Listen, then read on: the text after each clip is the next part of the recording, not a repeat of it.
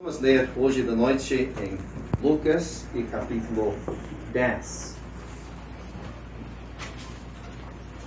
O Evangelho de Lucas e capítulo 10.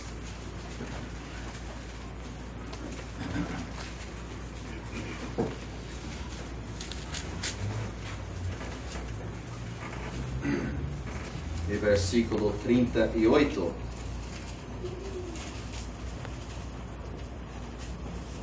E aconteceu que, indo eles de caminho, entrou numa aldeia, e certa mulher, por nome Marta, o recebeu em sua casa. E tinha esta uma irmã chamada Maria, a qual, assentando-se também aos pés de Jesus, ouvia a sua palavra. Marta, porém, andava distraída em muitos serviços e, aproximando-se, disse: Senhor, não se te dá que minha irmã me deixe servir só? Dize-lhe, pois, que me ajude. E respondendo, Jesus disse-lhe: Marta, Marta, estás ansiosa e fatigada com muitas coisas, mas uma só é necessária. E Maria escolheu a boa parte, a qual não lhe será tirada. Então essa é a nossa leitura com a bênção de Deus. Então, nós sabemos que nesses feriados, muitos agora têm o costume de viajar, até a presença de certos irmãos aqui conosco comprova isso. Muitos gostam de viajar um pouco. Então, nós queremos fazer uma viagem. Só, claro, na nossa imaginação. Essa viagem é uma viagem longa. Queríamos que viajar primeiramente para Jerusalém, que fica uns 11.000, quem sabe 11.400 quilômetros daqui. E de Jerusalém queremos escolher aquela rua que já conhecemos de Lucas capítulo 10, que desce de Jerusalém para Jericó. Nós já lemos disso neste capítulo, naquela história do bom samaritano. Então queremos escolher aquele caminho e queremos começar a caminhar naquela estrada.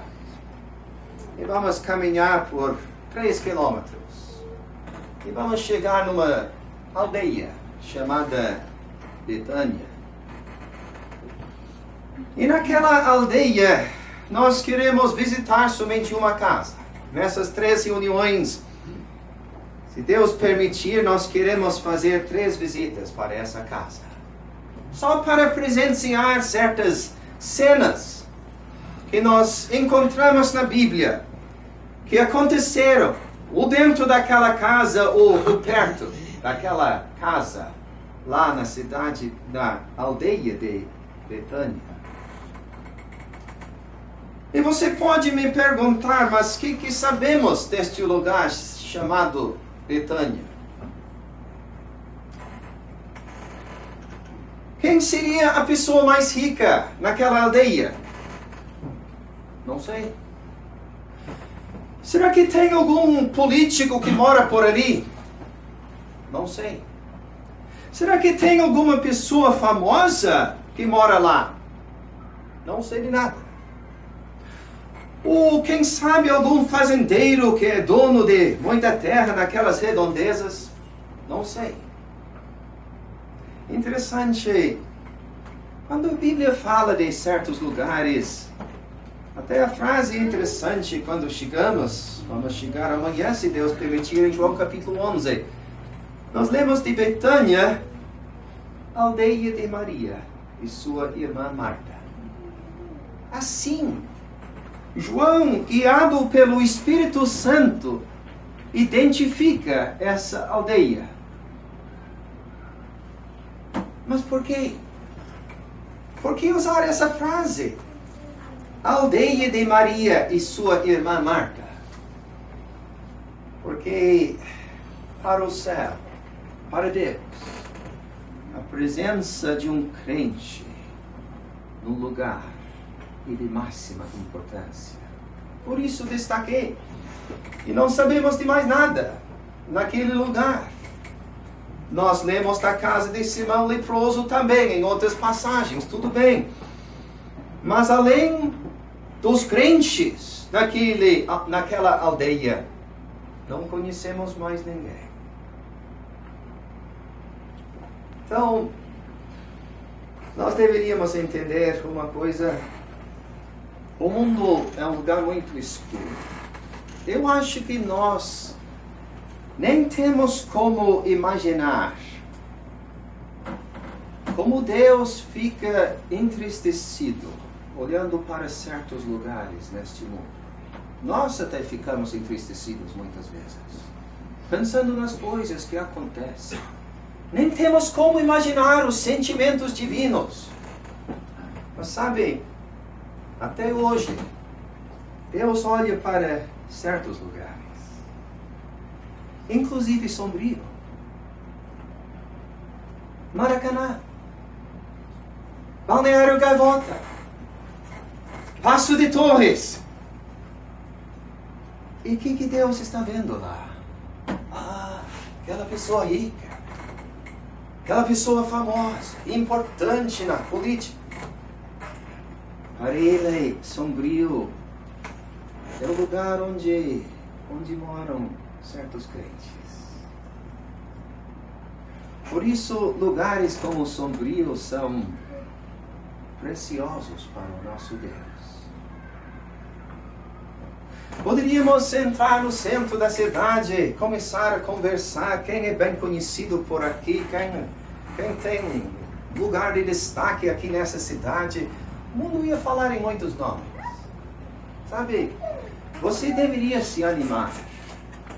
Deus olhando para Sombrio e estes outros lugares, e todos os lugares aqui representados hoje da noite. E Ele está vendo crentes. Crentes no Senhor Jesus Cristo. E pensem bem, isso deveria ser muito precioso para Ele. No mundo cheio de incredulidade, no mundo cheio do pecado, no mundo onde tem tanta coisa triste, Deus olha para Rio Grande do Sul, para Santa Catarina, e Ele está vendo certos lugares que são importantes para o céu, porque tem crentes morando ali. Isso deveria nos animar. Quando lemos no capítulo anterior, capítulo 9, nós encontramos um versículo que chama muito a nossa atenção. Se lembra quando Cristo disse: as raposas têm covis, e as aves do céu ninhos, mas o Filho do Homem não tem onde reclinar a sua cabeça. Triste pensar, o Criador de tudo se humilhando para visitar a terra que Ele criou. E conforme a linguagem dele no capítulo 9, Ele nem tinha lugar onde reclinar a sua cabeça. Mas para mim é muito interessante que agora no próximo capítulo, nós lemos: indo eles de caminho. Então Cristo está fazendo uma viagem. Entrou numa aldeia, e certa mulher por nome Marta o recebeu em sua casa. É a primeira visita, pelo menos conforme o que nós lemos nas Escrituras. Cristo está de viagem, Ele chega nessa casa, vai logo continuar a sua viagem. Só que quando lemos nas outras passagens, descobrimos que várias vezes Ele voltou para o mesmo lugar. Ele fez outras visitas. O que nós temos aqui aconteceu, quem sabe, 1 ano antes da morte do Senhor Jesus Cristo. Mas vocês sabem que até mesmo naquela última semana da vida dele, cada dia depois daquela entrada impressionante que ele fez na cidade de Jerusalém, cada tarde nós vemos ele voltando, caminhando 3 quilômetros, naquele caminho que vai para Jericó, chegando em Betânia e ali pousando. Então eu percebo, olhando nessas passagens e pensando em Cristo fazendo tantas visitas para essa casa, aqui temos um lar onde Cristo podia se sentir em casa. Isso é impressionante para mim. E assim, ele enfrentando aquelas situações difíceis em Jerusalém, naquela última semana, a oposição, as críticas, durante o dia, de noite, nós vemos ele caminhando, voltando para Betânia, para pousar nessa casa. Eu fiquei pensando nisso.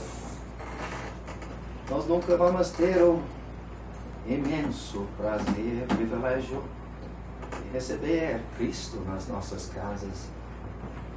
Mas será que ele ia se sentir em casa? Na minha casa? Na sua? Ele chega de viagem essa vez. Foi convidado pela Marta para chegou naquela casa. Vemos ele voltando seguidamente depois, se sentindo em casa. E é bom para nós examinar as nossas casas.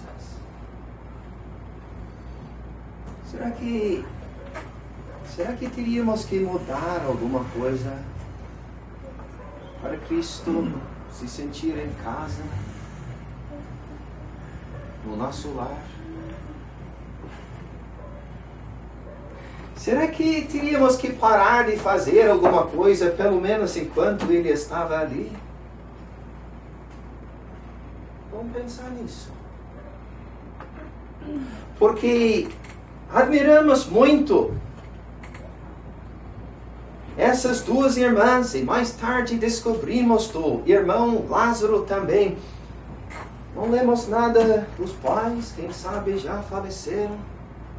Só os 3 ali, naquela casa, mas conseguindo manter uma casa em que Cristo podia se sentir à vontade, se sentir em casa, naquele lar. Não sei nada do tamanho da casa.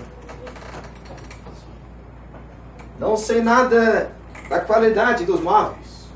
Isso não tem importância para o céu. Mas a pergunta para cada um de nós é: como é que fica a nossa casa? Sabe, tem coisas que podem entrar nos nossos lares para entristecer a Deus. Tem costumes que podemos começar nos nossos lares que não iam combinar com a presença de Cristo. Que perigo de sermos uma coisa entre o povo de Deus.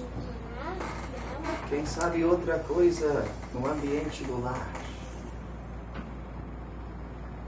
Então, meus irmãos, nós deveríamos fazer de tudo para manter as nossas casas de uma maneira para glorificar o nosso Deus. Seria bom todos nós só imaginar Cristo indo de viagem, parando na nossa porta, entrando na nossa casa. Como é que ia ficar? Será que poderíamos abrir a porta a qualquer momento de dia e de noite? Convidar ele para dentro? Porque na realidade Ele está vendo tudo o que acontece nas nossas casas. Quem sabe não pensamos nisso como deveríamos.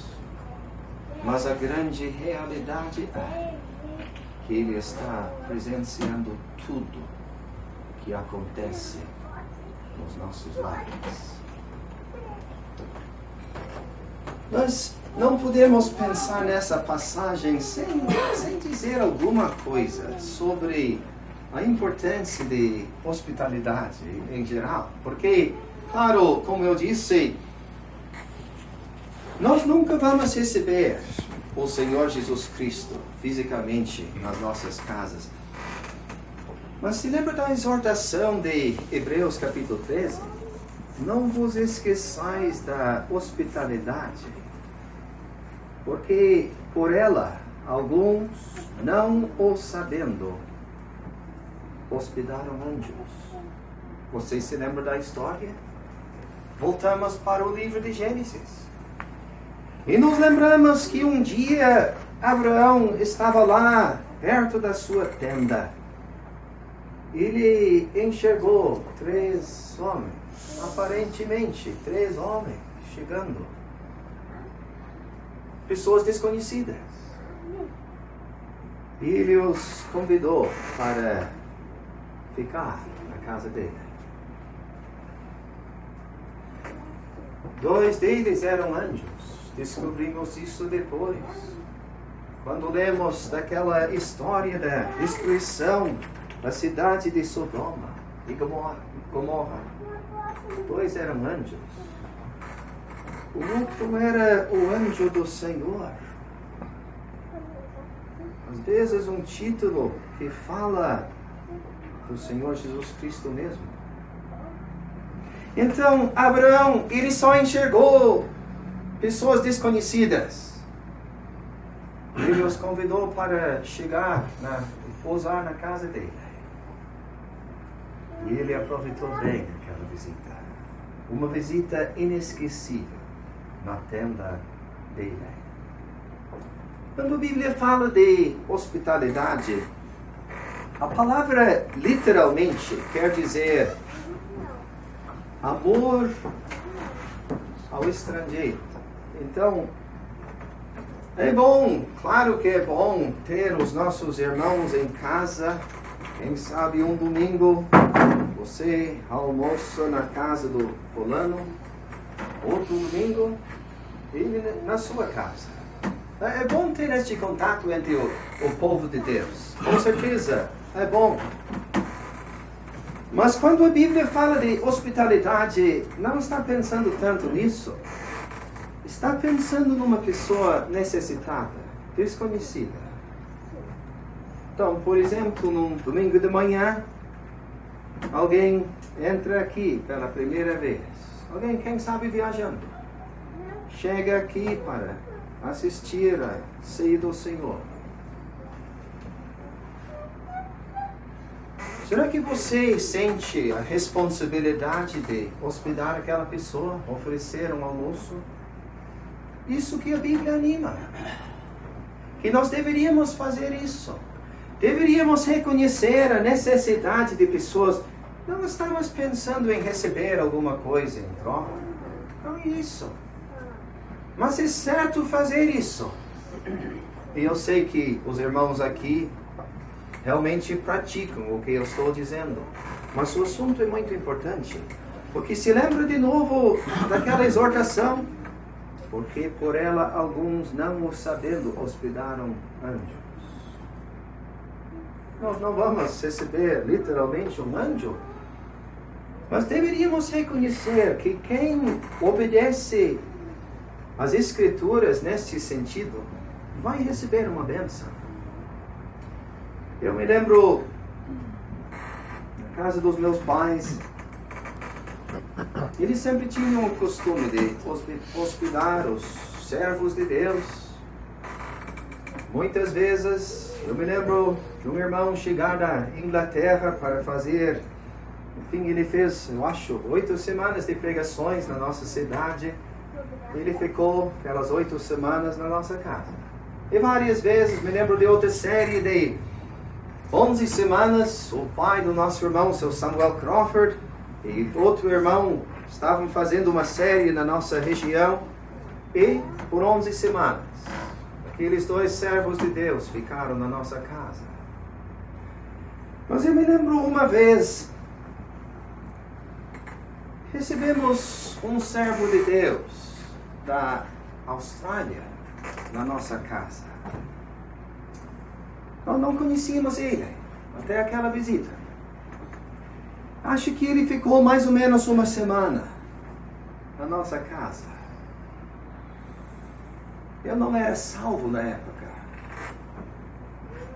Mas eu me lembro de estar na sala quando ele e o meu pai estavam conversando sobre as Escrituras. Desde até tarde de noite, depois de uma reunião, estavam lá conversando sobre passagens da Bíblia. E eu me lembro de olhar para ele durante aquela semana, escutar a voz tão calma dele. Me lembro do jeito dele até agora. O prazer que ele tinha nas Escrituras. A habilidade que ele tinha de apresentar verdades da Bíblia. Como eu disse, eu nem era salvo na época. Mas sabe, antes do fim daquela semana, eu me lembro de olhar para ele. Eu não disse nada para ninguém. Mas eu pensei no meu íntimo, um dia eu gostaria de ser como ele.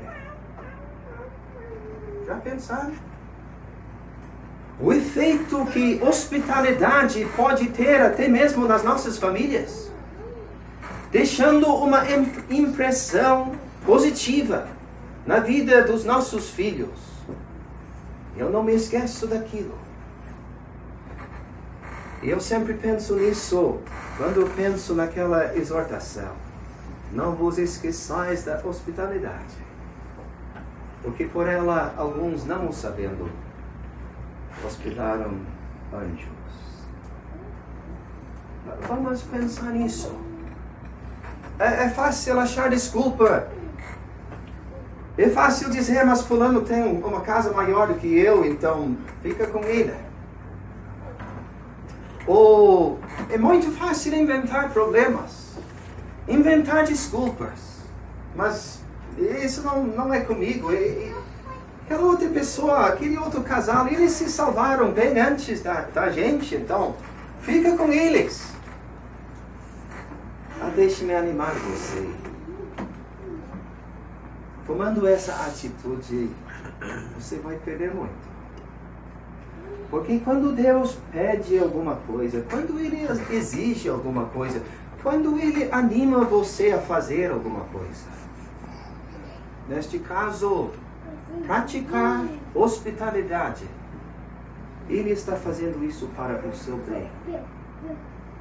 E você, obedecendo a palavra de Deus, você vai descobrir que tem uma bênção para você e quem sabe para os seus filhos também.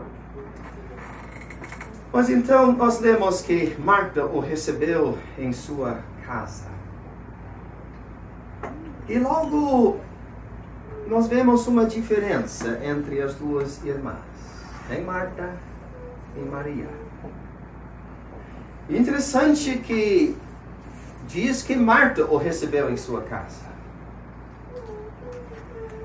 E nós lemos que Marta andava distraída em muitos serviços. E pensando bem, eu acho que nós entendemos, se as nossas irmãs aqui entendem. Imagine o privilégio de receber na sua casa o Filho de Deus, o Senhor Jesus Cristo. Vamos. Ele merece o melhor. O melhor mesmo. Eu vou trabalhar. Eu vou me esforçar. Porque eu quero que ele se sinta em casa aqui, no meu lar. Eu vou trabalhar. Quase não vou ter tempo para dormir. Eu vou trabalhar. Eu vou preparar comida e mais comida. Eu vou fazer de tudo para deixar ele todo o conforto, com tudo que ele precisa do meu lado. Eu acho que as nossas irmãs entendem bem essa atitude. Mas a outra irmã, o que lemos dela? Maria, versículo 39, assentando-se aos pés de Jesus, ouvia a sua palavra. Mas seria bom fazer isso. Imagine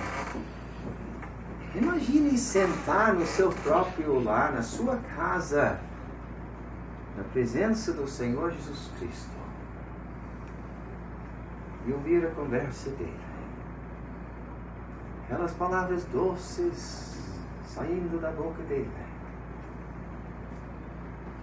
Aquela instrução, aquele ensinamento, aquelas histórias tão importantes, com lições importantes para as nossas vidas. Imagine o privilégio de fazer isso. Ficar sentado aos pés dele, ouvindo a sua palavra. Só que logo surgiu um problema. E vocês conseguem bem entender como é que surgiu este problema. Pode imaginar a Marta trabalhando, se esforçando, quem sabe num dia quente como hoje, ela suando e... Onde está Maria? Ela está lá, sentado, nem está me ajudando. Mas que vergonha! E quem sabe tentando olhar para ela, ela não nota nada porque ela está olhando para Cristo, olhando diretamente no rosto dele, escutando os ensinamentos dele. E Marta olha de novo, nada, Maria só olhando para Cristo. Mas isso não dá. Cristo merece o melhor. Maria deveria me ajudar para fazer o máximo para o conforto do Senhor Jesus Cristo. Pensando bem, Ele merece o melhor na nossa casa. E olha a vergonha, Maria ali sentada, não está fazendo nada para ajudar. Mas parece que Marta vai além disso. E ela começa a pensar, mas será que Cristo não está vendo a injustiça disso? Mas ele deveria perceber. Não está certo ela sentar ali, eu trabalhando tanto. Será que Cristo não está vendo? Por que ele não me ajuda? E daqui a pouco ela se aproxima de Cristo. E o que ela diz? Aproximando-se, disse: Senhor, não se te dá, ou certas versões dizem, não te importa o que a minha irmã me deixe servir só. Então, em vez de falar com Maria, dizer, Maria, vem cá, eu preciso da tua ajuda, ela vai além disso. Ela fala com Cristo. E parece que quase tem um tom de repreensão. Imagine a coragem dela. Senhor, não te importa de que a minha irmã me deixe servir só? Não te importa?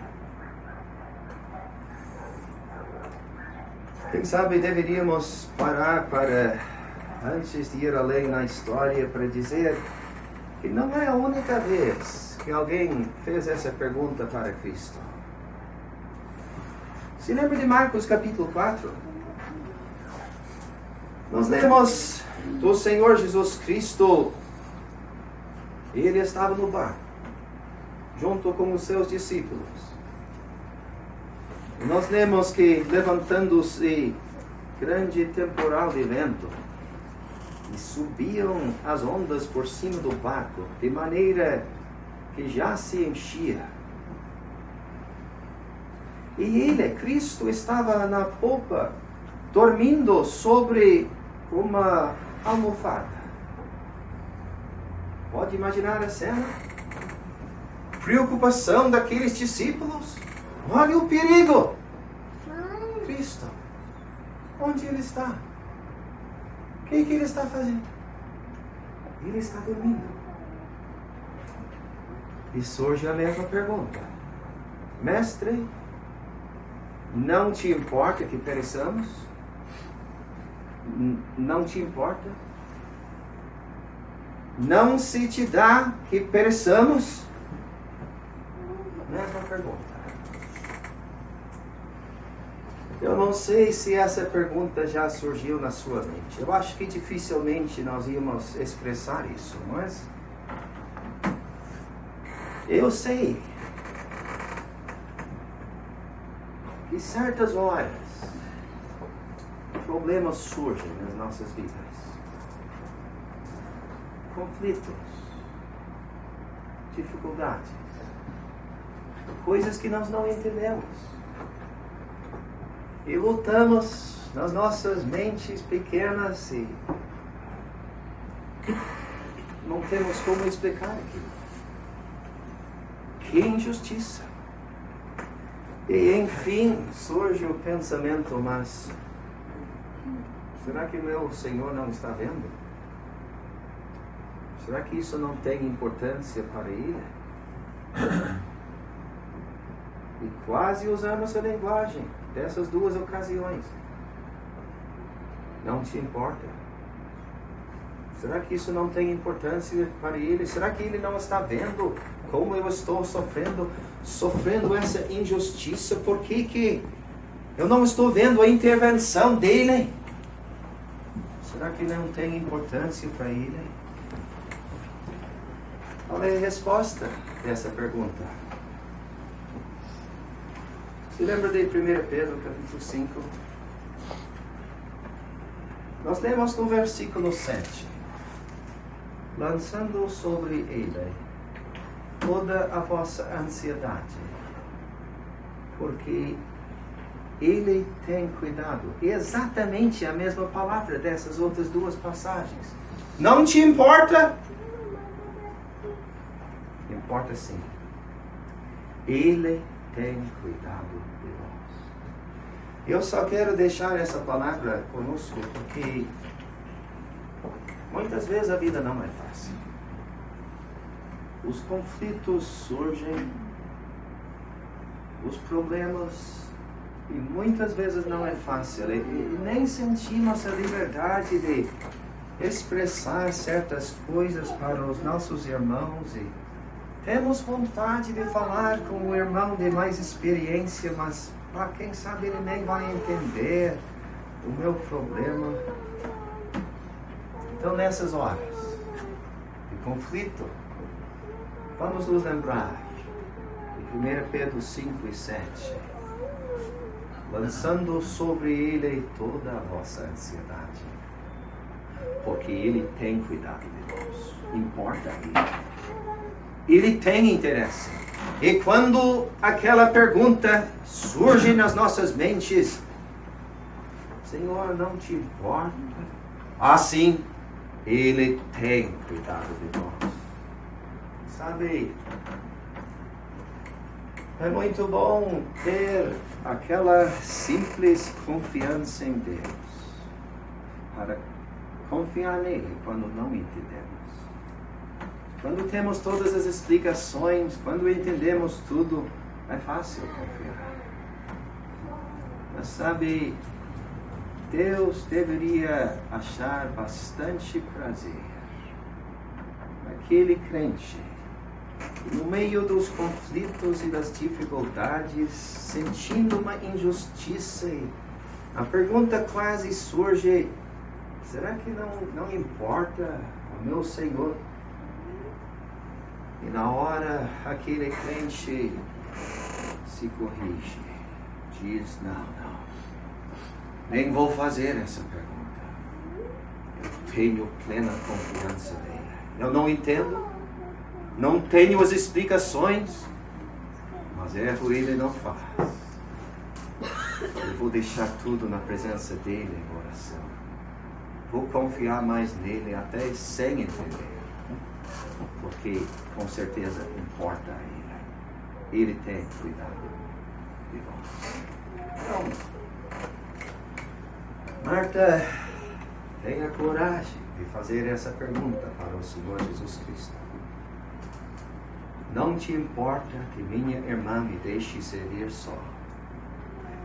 Não somente faz a pergunta, mas até parece que ela quer ajudar o Senhor. Diz depois que me ajude. Ela até dá solução para ele. E eu digo de novo, podemos entender o lado dela. Ela não estava pecando, fazendo algo errado. Ela queria receber bem o Senhor Jesus Cristo na casa dela. Motivo bom. Serviço importante. Só que nós lemos agora respondendo, Jesus disse a ele. Marta? Não.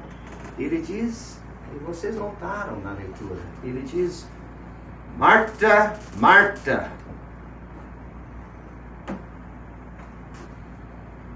Por que ele repete o nome dela? Está me lembrando de Gênesis capítulo 41. E nós lemos ali naquele capítulo, no versículo 32. Se lembra daquele sonho que Faraó recebeu? Ele recebeu 2 sonhos. Ele pede para José interpretar. E olha o que José diz. E o sonho foi duplicado 2 vezes a Faraó, porque esta causa é determinada de Deus, e Deus se apressa a fazê-lo. Então, poucas vezes nas Escrituras nós encontramos uma repetição assim. Nós lemos de Jacó, por exemplo, em Gênesis capítulo 46. Jacó, Jacó, Deus falando com ele. Momento decisivo, importante na vida de Jacó. Ele está pensando em descer para o Egito.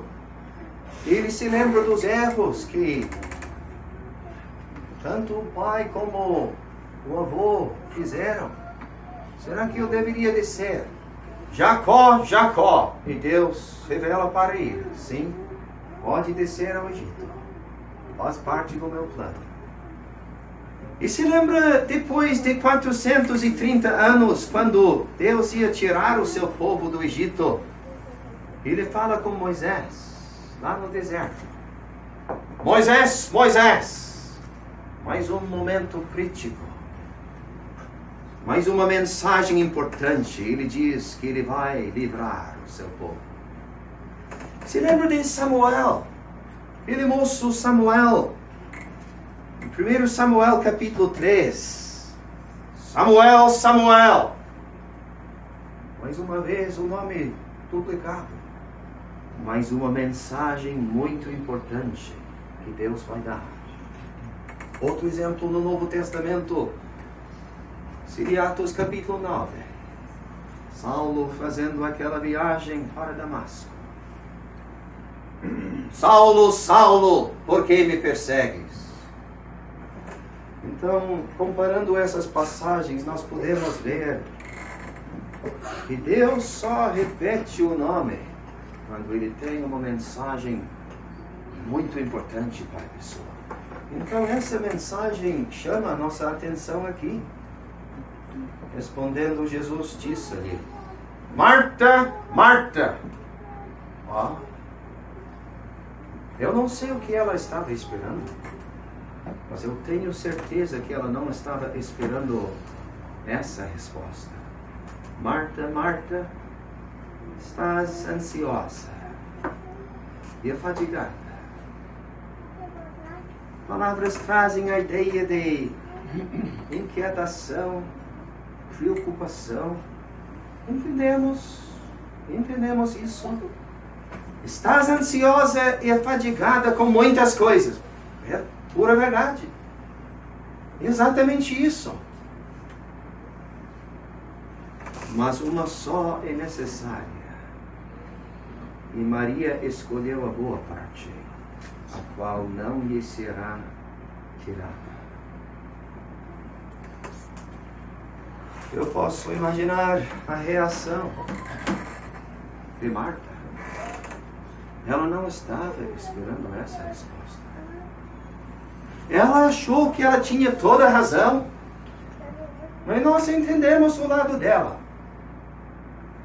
Ela estava servindo, fazendo o melhor possível para dar o melhor para o Senhor Jesus Cristo. Maria estava lá sentada, sem ajudar em nada, ouvindo a palavra do Senhor Jesus Cristo. Qual é a lição para nós? Será que nós entendemos a importância de comunhão com Cristo nas nossas vidas? Eu falo com os irmãos aqui, eu sinto que eu preciso falar comigo mesmo.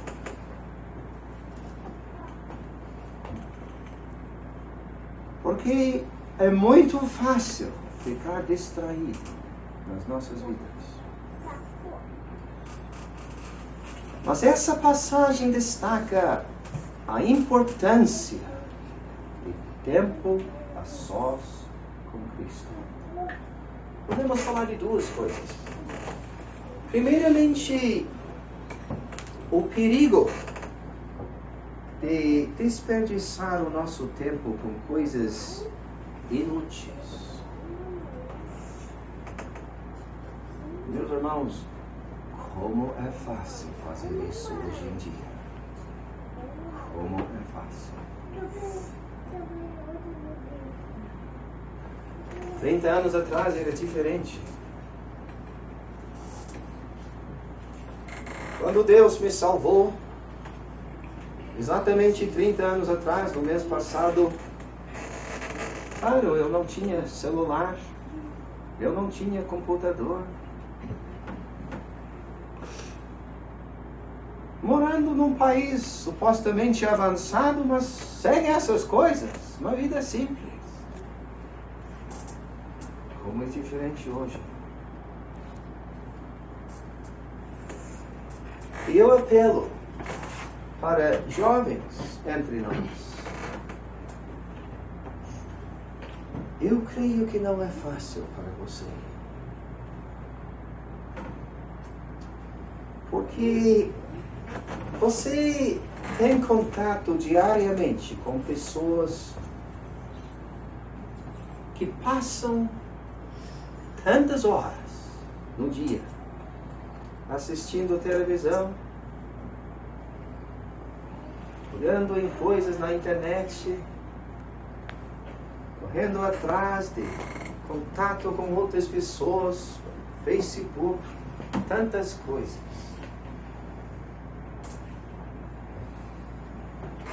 Eu apelo para você, querendo ser útil nas coisas de Deus, você vai ter que controlar bem essas coisas. E isso não é fácil.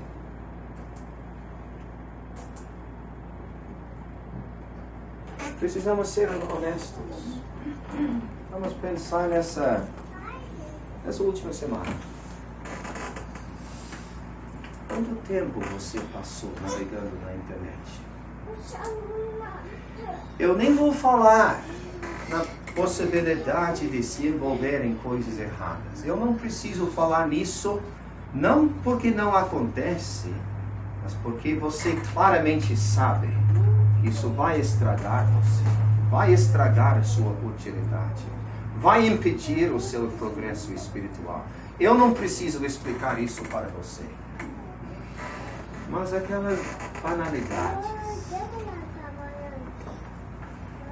mantendo contato com tantas pessoas que você quase não conhece. Quem sabe o jovem lá no quarto. E os pais pensando, mas não, bom que o nosso filho, a nossa filha nem quer sair de casa. Na realidade você está lá no mundo. Sem os pais saber. Será possível? É bem possível hoje em dia. Me lembro de conversar com um irmão em Cristo. E ele lamentou exatamente isso. Ele disse, a minha filha sempre estava no quarto dela. Eu achei que tudo estava bem. De repente surgiu um namoro fora da vontade de Deus.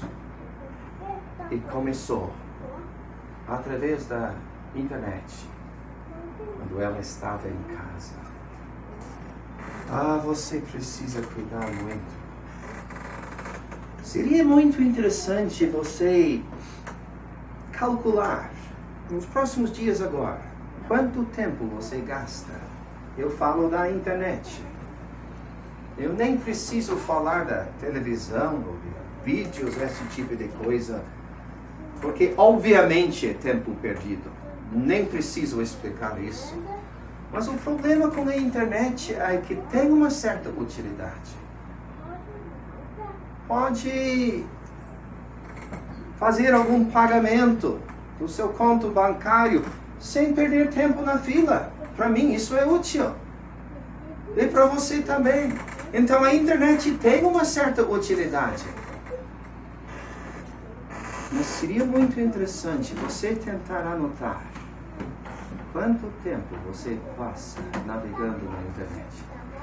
Você tem que estudar, quem sabe eu falo com jovens, você tem que trabalhar certas horas por semana. Você tem que dormir também. Então estamos pensando no tempo que resta. Qual é a proporção daquele tempo que sobra, que você está gastando em banalidades que não têm valor nenhum para Deus? E quanto tempo você está ficando a sós com Cristo, ouvindo as suas palavras? Eu apelo para você, faça essa avaliação. Eu não estou aqui para criar regras. Eu acho que eu falo com jovens, todos nós precisamos pensar nisso. Eu não estou aqui para criar regras.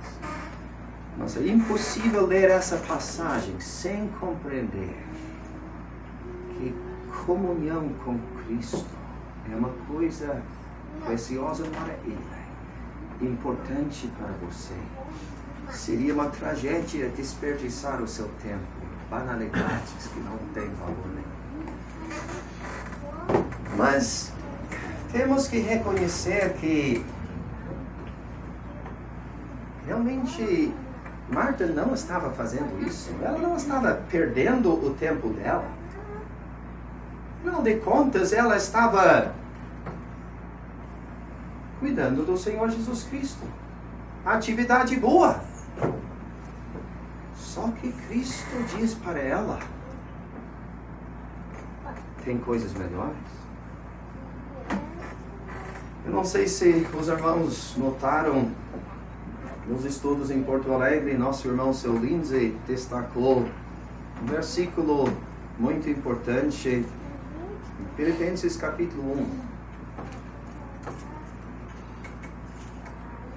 No contexto no versículo 6, nós lemos: tendo por certo isto mesmo, que aquele que em vós começou a boa obra, a aperfeiçoará até o dia de Jesus Cristo.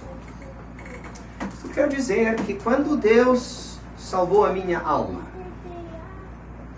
Ele só estava começando uma obra na minha vida.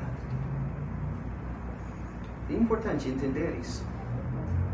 Às vezes nós pensamos que Ele estava terminando uma obra quando eu fui salvo. Não, só começando. Ele tem planos para cada crente. Mas para aqueles planos serem realizados, você vai ter que cuidar muito na sua vida para deixar Deus operar, para você poder crescer nas coisas de Deus. E assim, logo depois, no versículo 10, nós lemos: para que aproveis as coisas excelentes. Note bem aquela palavra. Se alguém te destacou isso nos estudos, as coisas excelentes. Não diz coisas inocentes, nem diz coisas boas, mas fala de coisas excelentes. E temos um bom exemplo disso aqui nessa passagem. Marta estava fazendo coisas boas. Maria estava fazendo uma coisa excelente. Então, eu disse que eu queria dizer duas coisas. Tem que evitar o perigo de perder o seu tempo. Mas, depois de resolver este problema, precisa cuidar muito para escolher coisas excelentes na sua vida. Sabe,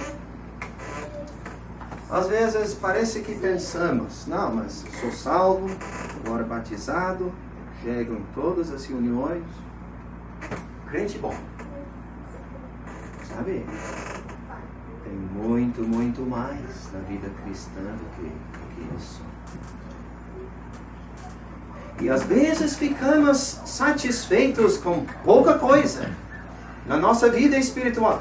Claro, deveríamos estar nas reuniões, é o mínimo. Mas nós precisamos ter uma visão das coisas excelentes. Eu não quero perder o meu tempo.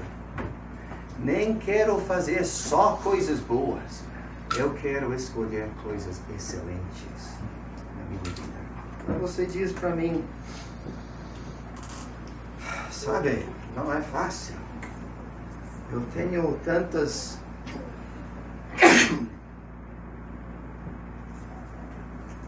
tantas responsabilidades na vida. Eu tenho que trabalhar. Quem sabe alguém diz: também tenho que estudar. Tenho a responsabilidade da família. Tenho as reuniões e tenho uma série de pregações agora no Balneário Gaivota. Eu gosto de apoiar a obra de Deus. Eu acho importante a gente estar. Tudo importante. Mas você vai notar uma coisa. Com isso eu vou terminar. Cristo disse: Marta, Marta, estás ansiosa e fatigada com muitas coisas. Mas uma só é necessária, e Maria escolheu. Maria escolheu a boa parte, a qual não lhe será tirada. Eu quero dizer para todos nós, isso que temos que fazer. Não é uma questão de nos servir do tempo que sobra nas nossas vidas para as coisas excelentes. Não vai dar certo. Certas horas nós vamos ter que fazer escolhas. Vou abrir mão daquilo. Aquela oportunidade boa para ganhar mais naquele emprego, mas vai impedir o meu progresso espiritual. Muito obrigado. Quem sabe eu deveria dizer: não estou falando de coisas que eu não entendo. me lembro de sentar numa mesa um dia, fui chamado para falar com os 3 sócios de uma empresa muitos anos atrás. Me lembro deles dizendo para mim: queremos que você trabalhe conosco aqui. Eles fizeram uma pergunta: o que quer de salário? Pode dizer. Então eu sei o que eu estou falando. Eles não entenderam bem. Eu disse para eles: não é questão de dinheiro. Agradeço muito, mas para mim não tem valor. Certas pessoas ganham bem na vida. Eu não tenho problema com isso. Mas eu podia ver naquela ocasião que, aceitando a proposta deles, ganhando bem, sem dúvida nenhuma, ia impedir o meu progresso espiritual. Certas horas, temos que fazer uma escolha.